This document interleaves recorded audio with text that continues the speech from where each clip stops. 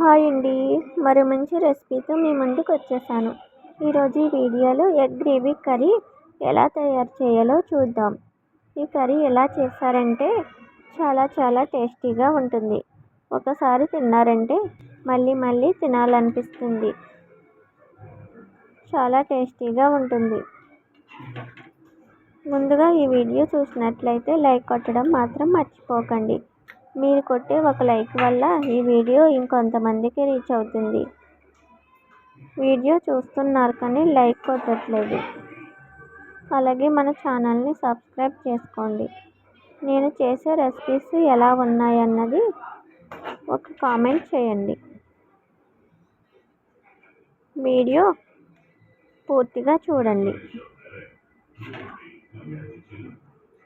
ఇప్పుడు ఈ కర్రీ ఎలా తయారు చేయాలో చూద్దాం.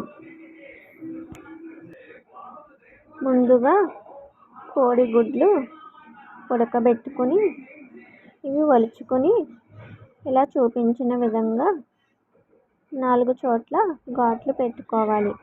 ఇలాగ ఘాట్లు పెట్టుకోవడం వల్ల వీటికి ఉప్పు, కారం, మసాలా బాగా పడుతుంది. 4 ఉల్లిపాయలు ఇలా సన్నగా కట్ చేసుకోవాలి. 4 పచ్చిమిరపకాయలు, 6 వెల్లుల్లి రెబ్బలు ఇలా సన్నగా కట్ చేసుకోవాలి. స్టవ్ ఆన్ చేసి ప్యాన్ పెట్టుకొని ఆయిల్ వేసుకోవాలి. ఇందులోకి కొద్దిగా పసుపు, కొద్దిగా సాల్ట్ వేసుకొని మనం ముందుగా ఉడకబెట్టుకున్న కోడిగుడ్లు వేసుకొని వేయించుకోవాలి.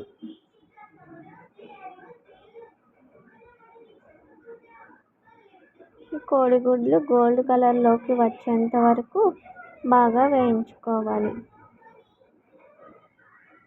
ఇవి బాగా వేగితే టేస్ట్ చాలా బాగుంటుంది. ఇలా వేగిన తర్వాత ఒక ప్లేట్లోకి తీసుకోవాలి. ఇప్పుడు ఇందులోకి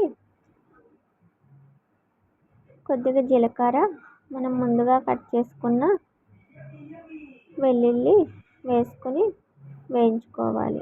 ఇవి కొద్దిగా వేగిన తర్వాత ఉల్లిపాయ ముక్కలు, పచ్చిమిరపకాయ ముక్కలు వేసుకొని వేయించుకోవాలి.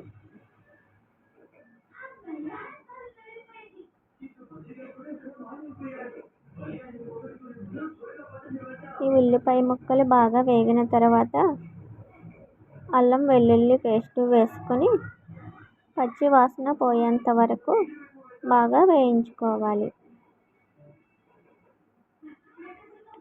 గ్రేవీ కోసం 15 జీడిపప్పులు అరగంట నానబెట్టుకోవాలి.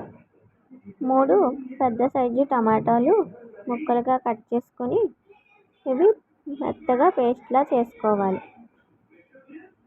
ఇప్పుడు ఇందులోకి 1/2 స్పూన్ జీలకర్ర పొడి, 1 స్పూన్ ధనియాల పొడి వేసుకొని బాగా వేయించుకోవాలి.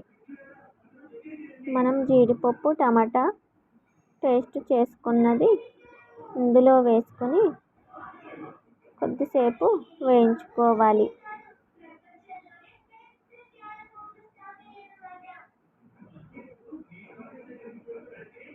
ఇలా బాగా వేయించుకున్న తర్వాత ఇందులోకి కారం 1 స్పూన్ వేసుకొని కొద్దిగా వేసుకోవాలి. సాల్ట్ 1 స్పూన్ వేసుకోవాలి. ఇప్పుడు ఇవి బాగా కలుపుకొని మూత పెట్టుకొని కొద్దిసేపు మగ్గనివ్వాలి.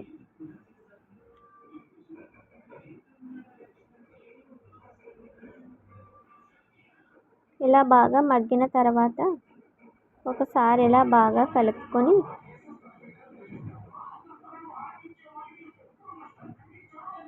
కొద్దిగా వాటర్ వేసుకోవాలి.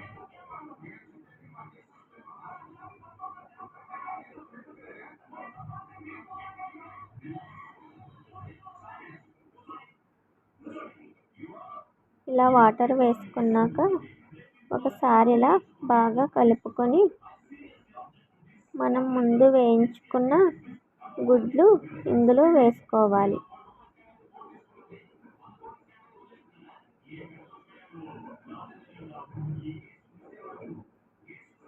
గుడ్లు వేసుకుని మూత పెట్టుకొని కొద్దిసేపు బాగా ఉడకనివ్వాలి.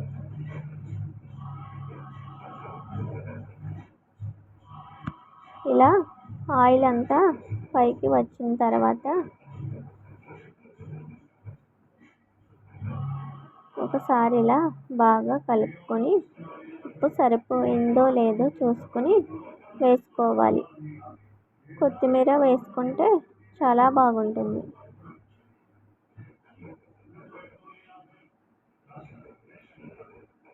ఇప్పుడు స్టవ్ ఆఫ్ చేసుకొని ఈ కూరని ఒక గిన్నెలోకి వేసుకోవాలి.